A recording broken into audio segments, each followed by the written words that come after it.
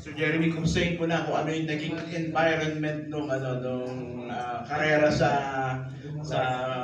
first leg at ano yung ini-expect yung ganun din atmosphere dito sa Cebu. Do you expect crowd na manonood, mag-observe? Yeah, during our first leg in Clark, I think a lot of people had fun. Ma'am Sunshine was there. She can attest na nag-enjoy yung mga tao. Maraming nanood. Even though medyo outside siya of Clark, marami pa rin nanood. This one, since it's going to be inside the Cebu City boundaries, we hope there will be more people watching. Ang main concern natin, of course, will be the weather. So we'll be watching for that. Hopefully, hindi siya maging as maulan as expected.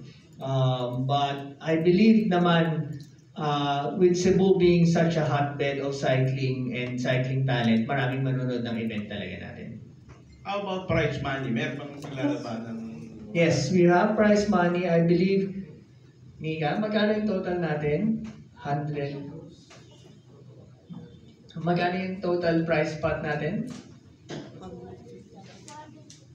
200,000. So we have over 200,000 spread over 10 categories. For the elite, male and female, take the 20,000. Yun, cash prize.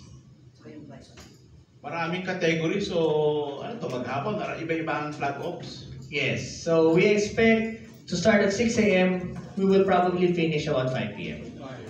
Okay, good morning, Gab Peras from Sports Corner PH. Before I ask some questions, I'd like to pay respect po kay Coach Eds Walda. Namatay po yung kanyang mami. Our condolences to her. Anyway, Coach Jeremy, nabanggit natin yung mga homegrown cyclists from Cebu City na magko-compete niya for this coming competition. Yan sa camera.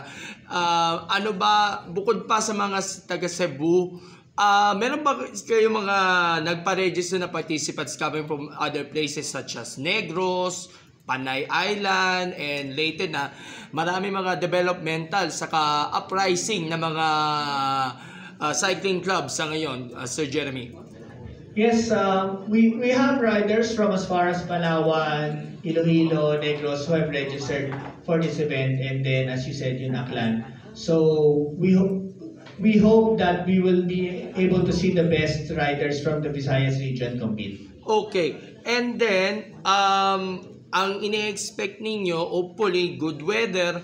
Pero in case na masama ang panahon, dahil panahon na yon ng tagulan, panahon ng abagat, syempre, delikado talaga pag magpatakbo ng karera sa malakas na ulan. Meron mo kayong mga safety precautions na gagawin in terms of kung ano mang weather disturbance sa maaaring karapin, Sir Jeremy? Yes, of course. That's why we also have our friends here sa Field Cycling na cycling being an outdoor sport, you always need to be prepared sa weather. So, if depending on the severity of rain and wind, we will make decisions on magbabawas pa ng lap or postpone muna yung gun start, mga ganun na bagay. Okay. Bukod pa sa mga age group categories, inaabangan din dito yung manager category dito sa Go for Girl Criterium Race Series 2. By the way, nung first leg, meron din kayong managers category. So, this is exclusive para din sa mga executives, sa mga club owners, team owners na mga teams. And ikaw rin, nag-compete ka rin doon sa managers. So, are we expect na dito sa managers category, magpapakitang gilas muli sa pagpepedal at pagsisikad yung ating mga cyclists natin na involved sa managerial level?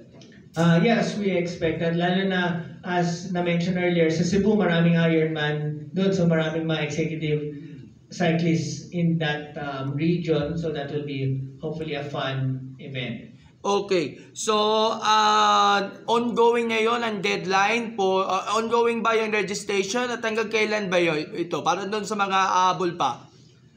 So, we're hoping, registration is ongoing, and then we're hoping that we will close registration siguro by Friday this week.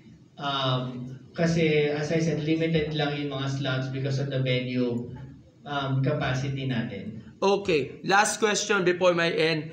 Kasi ang plano ata ng Phil Cycling na magpatayo ng velodrome dyan sa Tagaytay City.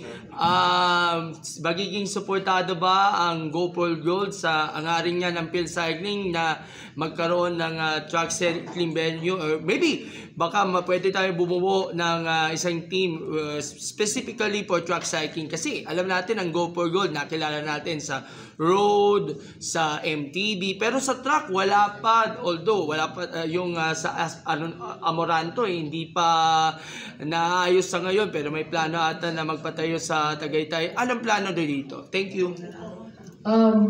I believe that track cycling is a good future for the Philippines. If you look at Malaysia, they actually have a world champion in track cycling. So track cycling is very similar to athletics or swimming na marami siyang events. So maraming medal possibility, right?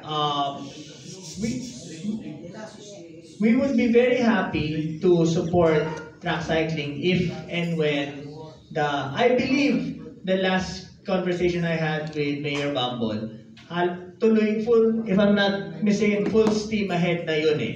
So it's not a matter of if pala, it's a matter of when this velodrome gets put up, and then we would be very, very happy to support itong track cycling. We've always supported field cycling events, even yung mga BMX. Kahit na wala kaming athletes, even like mga BMX, ganon, we've been very happy to support them.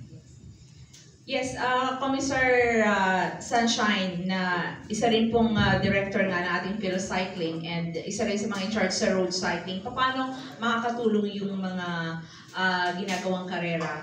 Isa lang nga yung sa Go for Gold para naman din sa alam mo sa discovery din. Tapos yun na nga yung sa pagbuo natin ng ating national road, di ba? Cycling team.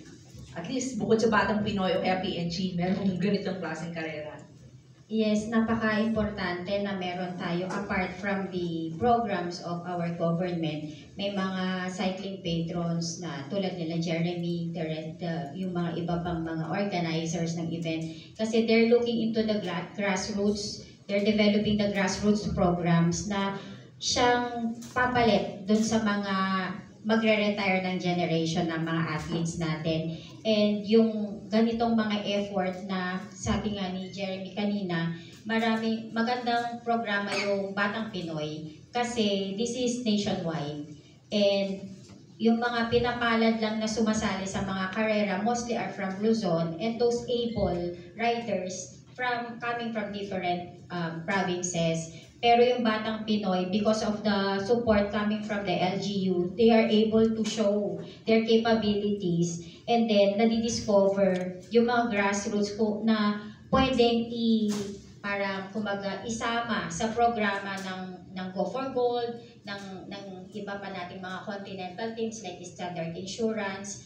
Kinuha nila yung mga ibang gold podium winners from the national championships, and then they develop these riders. So the field cycling alone cannot do this, cannot develop and nationwide or implement nationwide the program. So napakalaking bagay ng mga tulong ng mga organizers like Go for Gold and the different, even yung kahit yung mga executive racing, kasi ang cycling naman, ang field cycling not only covers yung professional category but also meron tinatawag na cycling for all, di ba? So which is actually a bigger community as compared to professional cycling. And mula dun sa bigger community of this cycling for all, doon natin na bubuo yung passion ng mga bata, and also yung passion ng mga mas hindi na bata.